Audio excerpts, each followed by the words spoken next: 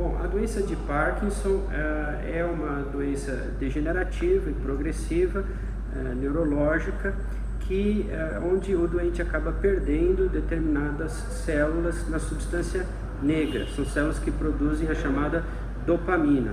A gente precisa perder cerca de 90% das nossas células dopaminérgicas para que os primeiros sintomas da doença comecem a aparecer.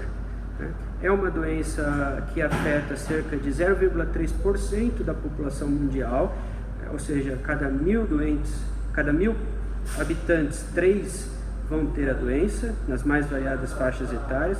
A gente estima que quase 7 milhões de pessoas no mundo afora sofram de doença de Parkinson, ou seja, é uma doença importante.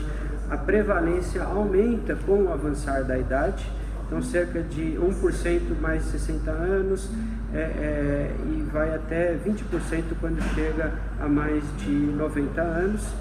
E as características principais da doença foram descritas por James Parkinson em 1817.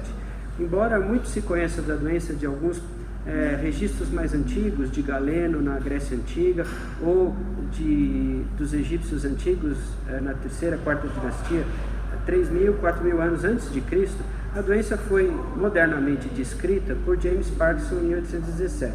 Então, o que se observa?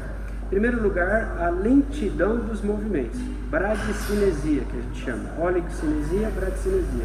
Ou seja, os doentes são lentos, os movimentos são lentos. O doente fala: doutor, eu penso em caminhar, mas a minha perna não obedece, os meus braços parecem que estão travados. Então, a lentidão de movimentos aliado a alguns outros elementos. Por exemplo, tremor. Como é o tremor? O tremor, muito diferentemente do tremor essencial, ele é um tremor de repouso, repetitivo, de média amplitude, média velocidade, que a gente define como contar de moedas, como se a gente estivesse contando moedas. E aparece quando o doente está com a mão relaxada. Esse tremor é assimétrico na doença de Parkinson idiopática, começa de um lado, depois de alguns anos afeta o outro lado.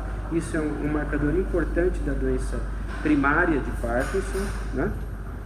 E também existe a rigidez muscular, ou seja, o tônus muscular está aumentado.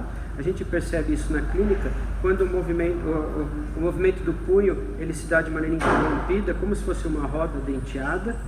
E isso é interessante, que muitas vezes os doentes não falam que estão rígidos, às vezes falam que tem dor no braço, dor nos ombros, dor na perna, e quando a gente examina, a gente vê que essa dor é essa rigidez muscular, esse tônus muscular aumentado.